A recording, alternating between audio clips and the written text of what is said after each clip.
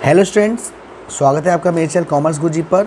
और क्लास 11 का जो मैंने चैप्टर स्टार्ट किया था concept of cost, last video में मैंने आपको इसमें शॉर्ट रन कॉस्ट तक पढ़ा दिया था और आपको मैंने ये भी समझा दिया था कि फ़िक्स कॉस्ट क्या होती है, वेरिएबल कॉस्ट क्या होती है। आज उसके आगे से हम पढ़ने वाले हैं। Cost related to the use of fix factor are known as fix cost. Fix factors को जो हम यूज़ करते हैं, इनमें जो हमारा खर्चा होता है उसे हम फिक्स कॉस्ट कहते हैं। एग्जांपल यहाँ दे रखा है, expenditure on machine and plant, expenditure on land and building, licence fees, wages and salary of permanent staff. ये सब हमारे क्या हैं, फिक्स कॉस्ट है, यानी कि इसमें कोई चेंजेस नहीं आता। इनको हम सप्लीमेंट्री कॉस्ट, ओवरहेड कॉस्ट और इनडायरेक्ट कॉस्ट भी कहते हैं। ये कॉस्ट आउटपुट के चेंज होने से चेंज नहीं होती, भले ही आउटपुट ज़ीरो होगा लेकिन फिक्स कॉस्ट तब भी सेम ही रहेगी, है ना। तो यहाँ इनके एग्जांपल भी दे रखे हैं, rent, wages of permanent employ, licence fees. यहाँ देखिए आपको आउटपुट दे रखा है 0 1 2 3 4 5 6 और टोटल फिक्स कॉस्ट दे रखी है। टोटल फिक्स कॉस्ट में आप देख रहे होंगे कोई भी चेंज नहीं होगा। तो जब इसमें कोई चेंज नहीं होगा तो अगर जब आप इसका कर बनाओगे तो कैसे बनेगा, ये जो आप मैं नीचे यहाँ कर बनाया हुआ है, यहाँ देखिए ये इन्होंने कर बनाया, इस एक्स एक्सिस को इन्होंने लिया आउटपुट और इसको लिया इन्होंने TFC। सबका 10 है, यानी कि लाइन क्या जा रही है, सीधी जा रही है, कोई चेंज नहीं हो रहा। तो इसलिए हम इसे कह सकते हैं कि TFC एक हॉरिजॉन्टल स्ट्रेट लाइन है जो कि पैरेलल होती है किसके, एक्स एक्सिस के।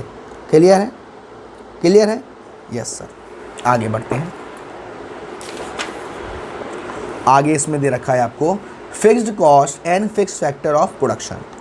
Fixed cost refers to the expenditure incurred by the producer on the fixed factor of production. Fixed cost वो कॉस्ट होती है जो हमारा जो प्रोड्यूसर है उसने खर्चा किया है किस पर, फिक्स्ड फैक्टर्स पर प्रोडक्शन करने के लिए, जैसे plant and machinery. The application of this factor can not be change during short period. आपको मालूम है हमारे दो टाइप के पीरियड होते हैं, शॉर्ट पीरियड, एक लॉन्ग पीरियड। शॉर्ट पीरियड में हम फिक्स्ड कॉस्ट को चेंज नहीं कर सकते, है ना, तो वो फिक्स्ड ही रहते हैं। इसीलिए फिक्स्ड कॉस्ट हमारी कांस्टेंट रहती है किस पीरियड में, शॉर्ट पीरियड में। Further fixed factor are purchase before production actually start, therefore fixed cost are incurred even when output is zero.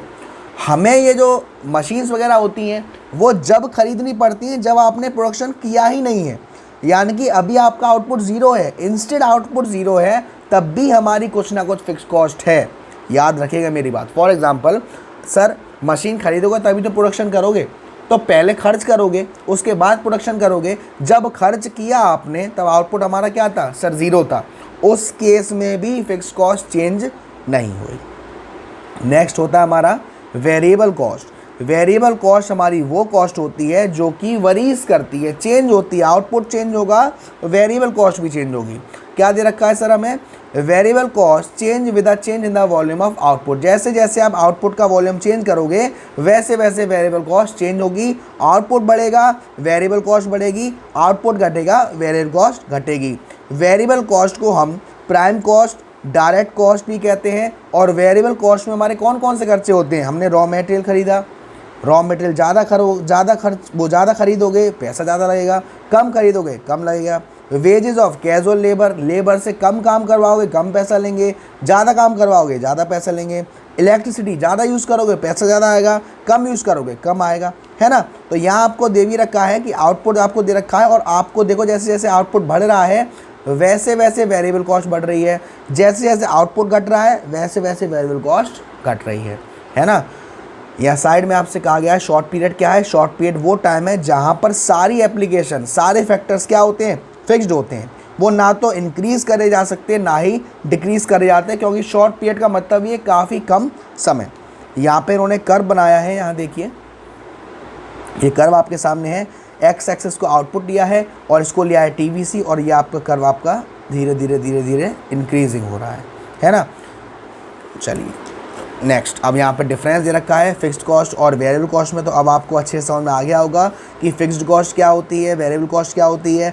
Output के चेंज होने से जो चेंज ना हो वो फिक्स्ड कॉस्ट, आउटपुट के चेंज होने से जो चेंज हो वो वेरिएबल कॉस्ट। आउटपुट बढ़ेगा, वेरिएबल कॉस्ट बढ़ेगी, आउटपुट घटेगा, वेरिएबल कॉस्ट घटेगी। यहाँ पे आपको एग्जाम्पल दे रखे हैं फिक्स्ड कॉस्ट के और वेरिएबल कॉस्ट के। अब आपसे कहा गया Initially, TVC tends to increase at a diminishing rate, implied that less and less of additional cost is incurred for every additional unit of output. यहाँ पे इसका मतलब क्या है, देखिए ये आपको बिहेवियर दिख रहा होगा। यहाँ पे तीनों कॉस्ट है, हमारी फिक्स्ड कॉस्ट है, वेरिएबल कॉस्ट है और टोटल कॉस्ट है। आउटपुट आपको दिख रहा है, फिक्स्ड कॉस्ट तो सर फिक्स है, आउटपुट बढ़ रहा है तो वेरिएबल कॉस्ट बढ़ रही है। लेकिन एक चीज़ देखो, वेरिएबल कॉस्ट बढ़ तो रही है लेकिन घटते हुए क्रम में बढ़ रही है।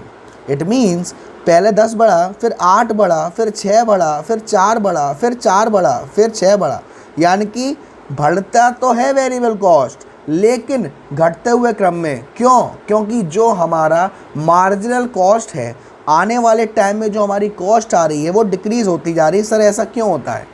जैसे जैसे एक फिक्स फैक्टर वेरिएबल फैक्टर के साथ कंबाइन होकर वर्क करेगा, आप मशीन जब नई नई मशीन को यूज़ करोगे तो वो शुरुआत में तो अच्छा प्रोडक्शन करेगी, धीरे धीरे धीरे उसका प्रोडक्शन कम होने लगेगा और एक टाइम पर वो प्रोडक्शन नेगेटिव चला जाएगा। इसी की वजह से आपको वेरिएबल कॉस्ट में चेंज होने को दिख रहे हैं और इन तीन चीज़ों को हम आगे भी पढ़ेंगे।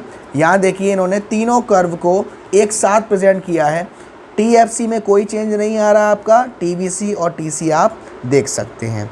TFC is constant at all level, TVC increase at output increase और TC है हमारा पैरेलल किसके?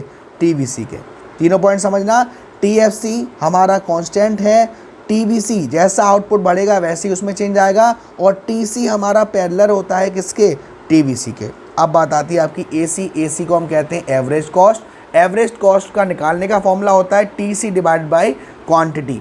तो जब हम किसी भी टोटल कॉस्ट को क्वांटिटी या आउटपुट से डिवाइड कर देते हैं तो हमारा एवरेज कॉस्ट आ जाता है। यहाँ देखिए न्यूमेरिकल लिया हुआ है, आउटपुट है हमारा 0 से लेकर 6 तक, टोटल कॉस्ट आपको दे रखी है। अब हमें अगर AC निकालना है तो TC divide by output infinity, 20 divide by 1 20, 28 divide by 2 14, 34 divide by 3, ऐसे करते करते करते करते सबके हमारे आंसर आ जाएंगे। ठीक है ना? तो आई होप आपको क्लियर हुआ होगा। अगली नेक्स्ट वीडियो में हम इससे कंपोनेंट्स को समझेंगे और इसके कुछ न्यूमेरिकल्स करेंगे जो आपके लिए काफ़ी ज़्यादा इंपॉर्टेंट है। वीडियो से रिलेटेड कोई डाउट हो, कंसेप्ट में कोई डाउट हो तो बेटा आप कमेंट कर दीजिएगा कमेंट बॉक्स में, या मेरा नंबर मेरे अबाउट सेक्शन में दे रखा है, वहाँ आप मुझसे पूछ सकते हैं। Thank you so much.